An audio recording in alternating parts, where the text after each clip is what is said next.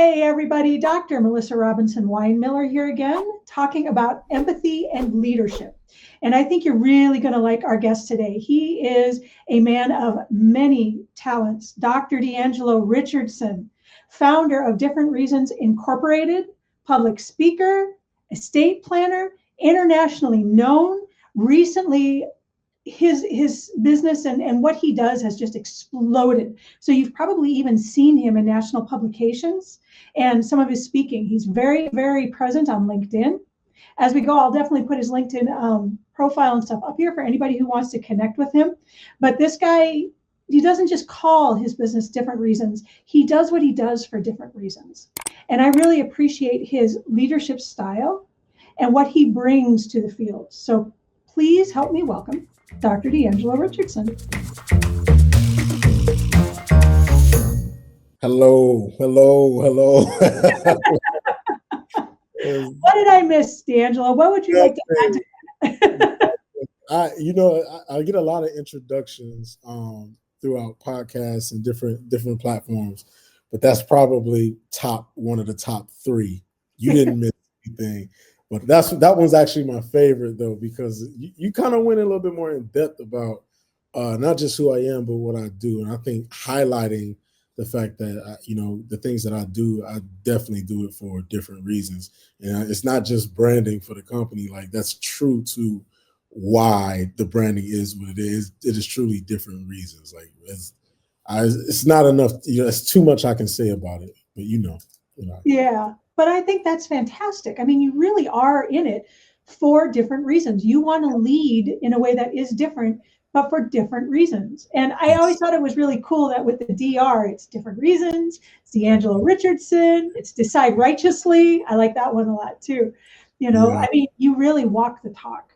And I think that's super important for leadership to be able to do that. Not everybody does that. So, major props to you for who you are and what you do. Thank you. I did a little bit of digging into your background, but I'd like to have you introduce yourself in your own words. Tell us why you're here and why you're a leader. One of the things I grew up, I got kicked out of school a lot, and it was always, if it wasn't fighting, because I always got into fights. I never really understood why, but I always found myself having to defend myself from other people. It seems that everyone thought I was a pushover until we started fighting, and they learned, like, okay, leave him alone. But the thing that I got put out of school most for was always insubordination. And it's not that I was defiant, it's just I can't submit to a bad leader, or I can't submit to a leader who abused their authority.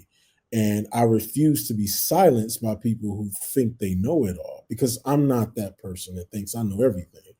But that kind of shaped my leadership style. And there's I read there's a leadership book, Leadership Theory and Practice by I believe it's Peter Northouse, if I remember. Yeah. If reading that book, there's a myriad of different leadership styles. So I studied it, and I found out that all of these different leadership styles are a part of me in some way or another. And I've learned how to apply them. So, when I look at the history of just who I am in my life, it's like, man, I really come from a rough background and had to navigate through good leadership and bad leadership to ultimately determine how to connect with people. Because a truly good leader is someone who's multicultural, someone who's diverse, and someone who's, I don't want to say too culturally acceptive, because some cultures aren't right for societal norms, but being able to understand people at different levels is what makes, the breaks the cultural barriers of who's able to connect with who. So, that's me, born and raised Detroit, Michigan. So another DR, Detroit raised. Wow.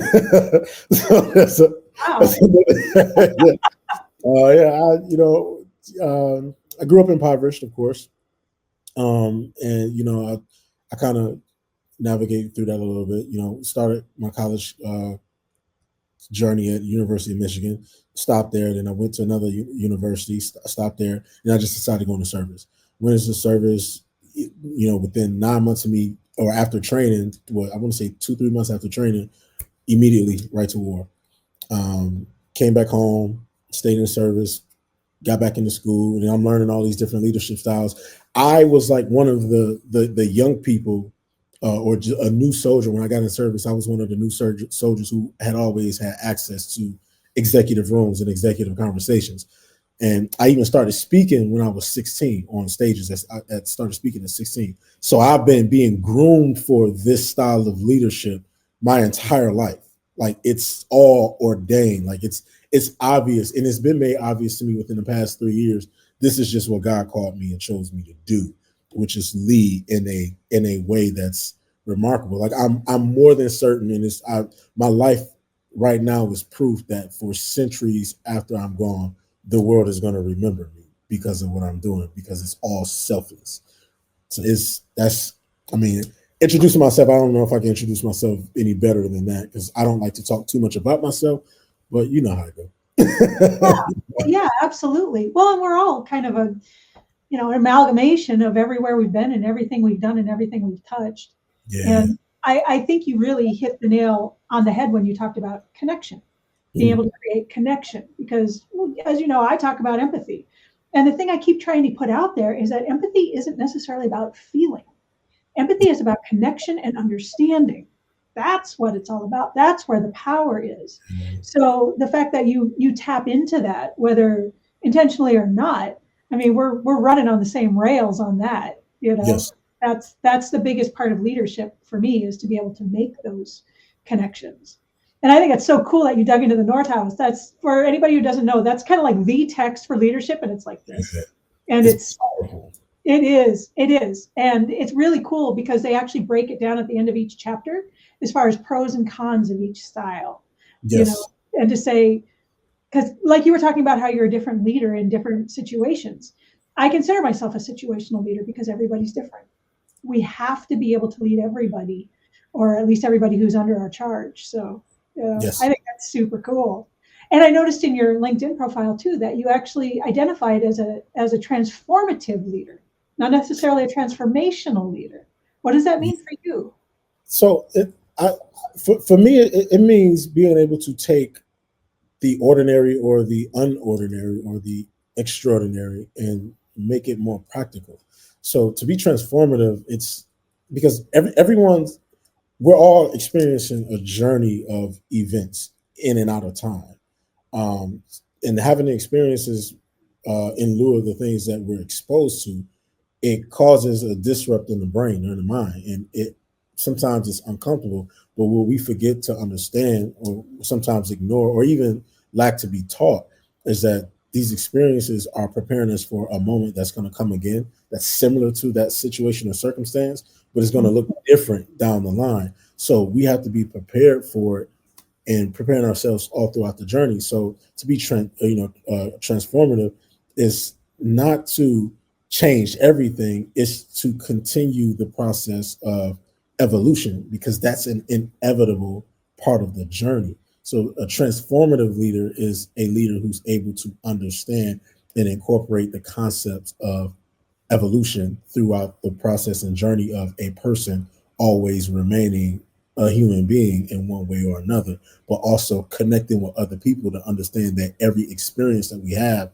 something's supposed to be drawn from that experience to carry us forward with more wisdom, knowledge, and understanding for a new moment that we'll either create or experience or have to, I guess we could say, put an end to. Because everything that we experience is not supposed to be prolonged for a long duration of time. We get wisdom, knowledge, and understanding to put a stop to some things also, especially when they're considered detriments to our cognitive mind and what we're able to endure as human beings, because we are truly only human. Wow. I guess I'm really pulled into that just because it is different. Yeah. You learn the leadership theories, transformational leadership, and everything that goes into that, but you've taken that up to the next level. Yeah. So I just think that's super cool. I mean, yeah, thank you. You and I have been. Oh, go ahead. I was gonna say it's one of those things where different levels of leaderships, it forces you to be bureaucratic in a way, because everything that we do about leadership is based on three things: the ability to love, which encompasses empathy, kindness, goodness, and all the other good stuff, which I would attribute to the fruit of the spirit. But then you have the ability to lead, but also you have to be able to serve as well. So leadership and servitude are one and the same. And that's a bureaucratic concept when you look at who you're leading and who you're serving, because it's always different demographics, populations, societies, or groups of people. You know what I mean? Yeah. Yeah, absolutely. So let's take that into a little different realm, because you've got it broken down into three things. And I tend to look at it more, well, you know what I study with empathy and emotional intelligence. So I'm looking at empathy and how that folds into emotional intelligence, which then leads into that servant leader role. Yeah. Is that something that you actively put into your leadership? Is that something you came to later? Is that something that's just part of what you do and who you are? What do you think? I think it's a part of who I am. That's also my place. I was talking to someone about this yesterday. There was a time where that was actually my place of vulnerability, and knowing that, sometimes you see it as a weakness, but then it's the greatest strength, because one of the things that I advocate most is travel. And whenever I travel, I'm always somewhere with people from any and everywhere in the world, but I'm always able to connect with them and have like meaningful conversations, not small talk, we're not talking about politics. We're not talking about the social norm of conversation. We never go there. We're having introspective conversation about how people develop and the things that we see and experience on a daily basis. But that empathy part is what aligns me with the ability to be able to understand that people release information based on what they've been exposed to up until that moment that you meet them. So that's having that being a part of me. If someone knows that, because you can be, you can have a dual capability of being empathetic, but also not being comprehensive to why empathy in that moment is important. And then it becomes a detriment to the experience. So it's for me, it's more a part of who I am, because I have a heart and an eye to look at who people truly are, not what I want to see when I look at them or when they speak. So it's definitely a part of me. I like it, but sometimes it's like, I'm not being stern enough in this situation. Well, yeah, I mean, and it is kind of a double-edged sword in that regard. And you even brought up that vulnerability and this idea that it's always soft. I've actually talked to a lot of leaders that feel like they don't want to show it because it is a vulnerability. It's, they're afraid of not appearing strong. They're afraid of allowing that little bit of softness to come out. So since you've had to actually tackle this yourself, if you were going to give advice to a young leader and talk to them about allowing this vulnerability and why this was important, from your perspective and your point of view of having lived it, what would you tell them? Self-identity. You have to spend the time to get to know who you truly are on the inside. And the reason why I say that is because throughout that process, psychologically, we're trained and conditioned to think and believe things to be one way, and we subscribe to or accept that understanding, and we mask ourselves in it. So if you're an upcoming leader, the first thing you want to do, and I would always suggest this, having gone through the experience of not knowing or completely knowing myself for some time in my own life, if you know who you truly are, then when empathy or how it should be incorporated in your style of leadership. When it's applicable and when it's not. One of the things that I think leaders fail at is feeling as though we have to be dogmatic, we have to be dictatorial, or we have to be like, oh, it has to be this, I'm the leader, no, dude, you're not. Like, relax. These people, as a leader, you're the beginning and the end of every decision. So if it's not right when it comes from you, when it travels down that line of communication and operations, the results of it got to come back. And then if you're that leader that says, oh, I'm the leader, this has to be this way, when it comes back, everyone's going to be looking like, oh, you're the leader, right? What went wrong? What made you believe that this was a good idea or a good path or direction for us to go in? So we have to know, and I say we because it's always inclusive. We have to know who we are more than anything. And then we can determine like, okay, this is what I need. This is who I need to be in this moment. This is who I need to be in this moment. And XYZ. It's a diversified experience. It's not one fold. It never has been. There's not a leader in this world who has led one specific way the entire time in his work. Especially people who can't connect with others. Like if you're leading and you can't connect with others, you're not leading. Like how can you, there's no chemistry being built. There's no process of development there. So the biggest recommendation is look inside yourself. Stop feeling like you got to flow with traffic or flow with society all the time. Step back and just evaluate yourself. Get to know you. Discover your traumas. Discover what makes you happy. What makes you sad. What's your bandwidth? What can you handle? What can't you handle? You got to be empathetic with yourself as well. Like we're not capable of doing everything. Yes.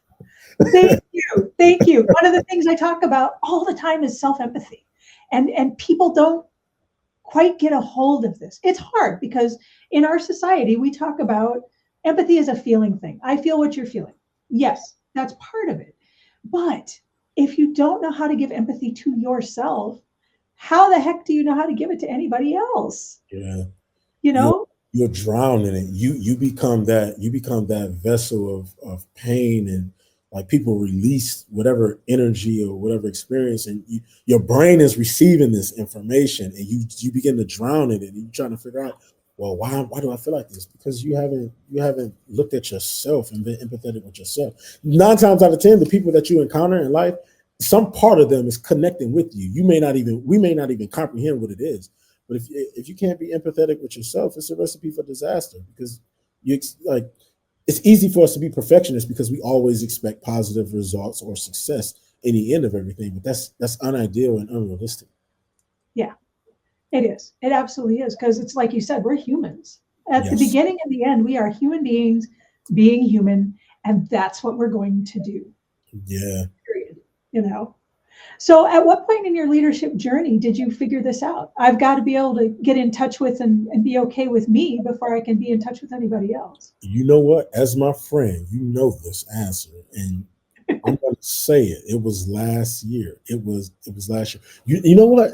I actually have to say that it began prior to then, but I think I felt and experienced like the depths and the height of it last year. Remember when the situation when my family, we were going through that period of time, and though it didn't last long, as far as like the practical experience, but the internal experience lasted about 9 months or so. And right before, I think I really started to understand it right before I went on stage and spoke at the Let Tour in October. And I'm talking about like it's like it's a process. Everything is happening right before I go on stage. I'm like, why does life just make sense now? And then I'm starting to speak out like the understanding that I'm trying to get everyone, or I'm trying to draw the audience to a level of understanding. And I'm realizing like, because mind you, I've been speaking before, but this speech was a whole lot different. And for me, it's like, man, like this experience, like I think I just got the greatest revelation I've ever gotten about life. And it's me as a leader being made for this moment based on what I was willing to allow myself to, as Alvin Toffler would say, the ability to learn, unlearn, and then relearn. That is a never-ending process. It's a never-ending process. So that's last year is when I really saw it at like in the fullness of what it is and what it was. Like, okay, I'm ready. Like I'm focused and I'm ready. It's time to lead in a new way. It's time to lead in a better way. And mind you, by then, different reasons had already been established. We had already been moving things in line and in order and forward. But to get all of that in such a short amount of time, it's like, yeah, this is that moment in time that what I've been looking for and I've been waiting on, and now it won't stop. Yeah. Well, and you've been really galvanized ever since then. You're very focused and ready to go. I mean, the passion for anybody who's seen you on LinkedIn, the little bits of your talk, the bits where you've done podcasts with other people, that sort of thing. I mean, you're obviously very, very passionate about what you're doing and the leadership that you hope to bring out there into the world, and what you can pull from other people. I mean, even now, I saw the LinkedIn post this morning that you're talking about raising up other speakers. You're Yes. wanting to create this microcosm where we can all do better together. Do you want to say a quick word about that? Yeah, so we're building up a network of speakers, coaches, trainers, and facilitators because we're about to start hosting all of these events all across the world. Like, I think people are missing. It could seem intimidating, and it could seem competitive, but it's not. Like, what we're doing is a collaborative thing, and it's one of the things that I learned most from John Maxwell when I joined this. I joined John Maxwell somewhere close to 2 years ago. But the things that I've learned in a short amount of time gave me more revelation on what to do as a speaker, trainer, and a coach, but more importantly, what to do with other speakers and trainers and coaches, because there's no one speaker, trainer, or coach that is equipped to teach, coach, educate, train in every aspect of what's needed out in the workforce or in people's lives, personally or professionally. So we're building up now a network of speakers, trainers, and coaches so that when we kick off, which is actually in the next month or so, when we start having these events all over the world, simultaneously, we need people there on ground, feeding the public the information that we have to share that we've gained through experience. And, we're paying, we'll cover the expenses of the time to get you there. Or the time that you're on stage or you're in whatever conference room or what have you, we'll cover the expense of it. And of course, there's logistics that go into it, but having a network and a team that's able, because there's coaching, speaking, and training is a competitive market because it's overly saturated with both qualified and not so qualified individuals that still need a little bit more preparation and training. But if we have targeted agendas with specific information that has to go out for a particular industry or need or whatever problem it is that we want to address, because as leaders, we are practitioners. We fix problems. We find solutions to issues. Yes. So having a network of individuals who are willing to do that makes the responsibility lighter, not just for myself, because I told God, yes, that I will do it. And that's how Different Reasons really became what it was. But if we're doing this all over the globe, I cannot do this by myself. My team, they can't do it by themselves. We still have lives. We still have families and everything. But if we can do this collectively all at the same time, it's a matrix inside of a matrix bureaucracy system to make this happen. I'm looking forward to it, honestly. I think this is probably the best thing I've ever done in my life. But it's also a huge responsibility because we don't leave God out of anything. We're really truly focused on getting to the heart of who people are to help them become more fulfilled within themselves, to understand that you're not losing, you're not unsuccessful. There's just things in life that you haven't experienced or you haven't been exposed to yet. We can prepare you for those moments, but when you get what you need, this is what you should do with it, or this is what you have to do with it, because it can corrupt the integrity of what we're all created to do here on this earth anyway, which is connect with one another and help each other walk through life, building each other up, teaching each other, helping each other learn, fixing or undoing the problems that have been ingrained in our minds and our DNA. So it's a huge work. It's not a light responsibility. It is really not. It's truly not. Yeah. Well, and you don't take what you're doing lightly. I mean, the conversations we've had and stuff, I mean, you're here for a purpose and you're not messing around. So, big kudos for that. Seriously. It's a place for me, it's a place of peace, because I know that there's a saying that I see posted on the internet every now and then: be the person that you needed when you grew up. That's a very, very, very true statement. And it's actually something righteous to subscribe to, but that never stops. Like, evolution is layer based. It's generational. There's things that someone coming after me, they're missing out on because they didn't grow up in the era that I grew up in. They're experiencing a different moment in time. So we have to continuously reach back. Like Denzel Washington says something interesting. The first half of your life, you learn. Second part of your life, you earn. The third part of your life, you return. That's true. But I've taken it a step forward because this is something that you can do in every stage of your life because you're doing it anyway. We never stop learning. We never stop earning because we have to carry forward day-to-day living, right? But then the problem that I see more oftentimes than none is there's not a lot of return. There's a lot of stock holding and hoarding, like resources, tools, knowledge, information, experiences, products, services. They need to go back out or we'll crash. This is probably one of the reasons why society is becoming more and more dependent on AIs, because people aren't downloading and getting the right information. Technology is, and it's controlling what we know and what we understand on a daily basis. And it's not to say it's a bad thing, but it is when you think about how developmental we are when it comes to the brain. Yeah, well, especially since in terms of technology, our own evolution or whatever, we can't keep up with it. You know, we've gone as a race, we've gone so far in 100 years, and we can't quite keep up with what's going on. So without, you know, putting in that focus to ourselves as well as to our environment and returning so that there is that flow, we're going to end up behind technology so far. It's going to be next to impossible to catch back up. Yeah. And the only way to recover from that would be to reprogram the technology. But then that's also $1 billion of research study. That's also labor. That's also, you know, just a lot of different things. We'll miss, like, it's harder to undo something than it is to produce or to create it. But to correct it, it takes more work. Perfect example. There's something that they built in Disney at Epcot, I believe it was. I want to say within the last 2-3 years. The foundation of it, if there was just one piece, if it was a centimeter off, if they got that thing all the way built and it was a centimeter off, the time and the effort and resources it would take for them to tear that entire monument down to rebuild it because of 1 centimeter was incorrect. That's a lot of work. That's a lot of work. There's no room for error there. And that's technology. There's no room for error with technology because as people, we're impressionable about the things that we see in the dependency because, I mean, let's be honest, most people like to work smart and not hard.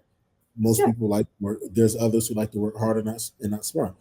I'm that work hard person until I realize, okay, I've worked hard enough to start working smarter, but it's only because I've had the experience of working hard, seeing what works and what doesn't, but also exposing myself to so many different layers and realms of knowledge. Now I understand how to work smart. So you can't work smart unless you work hard. But if you're going to work hard, don't work hard at creating a system where you never have to work hard at all, because then you lose the essence of who you are. We're innovators, we're engineers, we're creative people. If we give that up to technology, then we depend on something that's not real to tell us who we are when we still have to deal with each other on a day-to-day basis. Like we can't fall into that warp of, you know, digitized, you know, like it's the virtual space is a really, really fun and interesting space, but it's far from reality. You can't smell air in VR. You can't drink water and taste it and nourish your body in VR. Like it's a fun experience, but it's not molecular to who we are. Like we're atomic, you know, we're beings made from protons, neutrons, you know, atoms, and you know, all different type of carbon-based molecules inside of our bodies. We need to stay true to that. And if we don't, we vanish. Yes. Well, and to add on to that, not only can we not understand those sensory things in VR, neither can the computers. Correct. They don't know what it is to taste a strawberry. They don't know what it is to smell a flower. And even though they can put it out there as if they can, they can't. And in the same way, they can't feel empathy. They don't understand leadership from a heart-centered kind of space. Yeah. And as smart as they are, they're also really dumb in some ways. And we need to keep that in mind. Yeah. You know? Yeah. I think that's us too. I like to say that even as people, we're the smartest dummies. Yes. We drop all the time. Like we mess it up all the time. And it's fun though, because at least we get to correct each other. A robot, you just have to reprogram, but it's not a living organism. So it doesn't even appreciate the process because it's being instructed. Yes. Well, I think there's a lot to be said for intent too. If our intent is good, if we're legitimately trying to do better, to give more and to grow, and we make mistakes. We're still human beings being human. We're going to make mistakes. Machines don't have intent. They only have programming. Yeah. So, I think there's something to be said for that human side of it too. Yeah, definitely. Dr. Richardson, I could talk to you all day long. I have one more question for you. Yes. If you could name a single leader in your life, alive or dead, famous or just someone you knew, that impacted you and how you lead or how you want to lead, who would it be and why? Okay. Anyone that knows me know that I'm always gonna say God, but I'm gonna just be straight up. My mother. My mother said something to me last week or 2 weeks ago. It was the most profound thing I ever heard in the past 5 years, or the most profound thing I've heard in the past 5 years. I can't say ever because for timeliness sake. She said, if there was an award show for people who were really out here doing humanitarian work and they were being rewarded for the work that they put in, it would probably do a whole lot more good than seeing the Oscars, the Emmys, the ESPYs. And I'm like, man, she is so right. And it's so funny that she said it because I know my mother is that person. I think I tell people this story all the time. We grew up in some serious poverty. We grew up in the heart of violence, like on a day-to-day basis. We seen it every day. It's just not a day went by there wasn't something like something traumatizing taking place. And I don't know if you and I had this conversation before, but when I want to say I was maybe 11, 12 years old, we got into a brawl with our neighbors. Like, they actually were the people that broke into our house while we were asleep, which is the craziest. That night, I think I had the deepest sleep I've ever had in my life. Thank God none of us woke up. But more importantly, we were safe. Like nothing happened to us. We ended up getting into a fight with this family because one of the guys, he ended up putting his hands on my sister. So I stormed out and, I did what I had to do. I'm my mother's firstborn son, and I was the only man in the house essentially. So my responsibility had always been to protect my family. To protect my family. I watched this lady come within centimeters, inches of putting my mother's brain on the wall right in front of me. And from that day forward, I'm like, fighting, nah. Because like if it's bad enough, someone has to die. And to see that was almost my mother, is like, nah. But to see how against all odds, through all adversity, very low income, closed head injury, just all the odds that were stacked against us. Look what she raised. My mother is my favorite leader ever. There will never be another leader on this earth that has more of an influence on me than my mother. That's like, she's a true leader. Like, with nothing, she did everything. Even me, like it's so fun. My story. Like, I walked away from my old. I built different reasons with nothing, with absolute all my like. Their kids helped me build the website. My own children helped me build our advertising and marketing schemes, like with the Lions and things like children helped me do this. I did this with kids. I built this entire system, this entire company with nothing but my ears to hear from God and the people that He aligned me with over the past year and a half, or maybe even more, where I built relationships. And if my mother could raise me and this is what I become out of nothing, why can't I duplicate that same thing to create something greater for the world? And that's exactly what I did. People think different reasons. People forget that I'm a real person. I'm not someone who's just behind the screen posting a bunch of stuff trying to draw attention. Like, no, we're really out here doing real work. We're really out here doing real sacrificial, in the gutter work, the stuff that nobody wants to do. We're doing it. We're the rejected people, the people that get overlooked, the people that they'll never be anybody, or the people that get taken advantage of. The whole team, the entire company, we're really doing God's work. And it looks so different from the norm because we're not following the crowd. John Maxwell said it. I could tell he heard from God when he said it on stage. Don't do what everyone else is doing. And I said that message was for me, because that's exactly what I'm doing. Everything opposite of what everyone else is doing. And look what it turned into. A global organization, a global community, a global company, all based on the heart of people. That's a leader. So I thank my mother for that. I thank God first, but I thank my mother for that. See, and there is nothing that I could add to that. That's like perfect. And I know we're going to see amazing things from you this year. We're going to see amazing things from different reasons.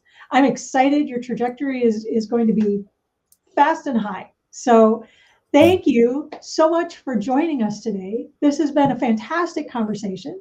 Everybody in the audience, check out Dr. Richardson's LinkedIn. I put up a ticker with some news stuff that's out there right now, national, international news stuff, and check into different reasons. And please like and subscribe the show. We're building and we're going to get there.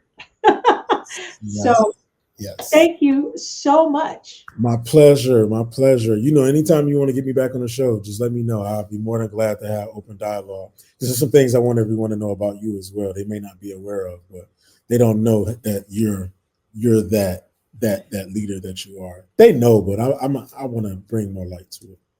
Well, thank you. I appreciate it, because that's what we're doing, right? We're out there trying to lead better and lead more and show a better way. Yes. I couldn't agree more. Yeah. Thank you so much. You're welcome, Melissa. Talk to you soon.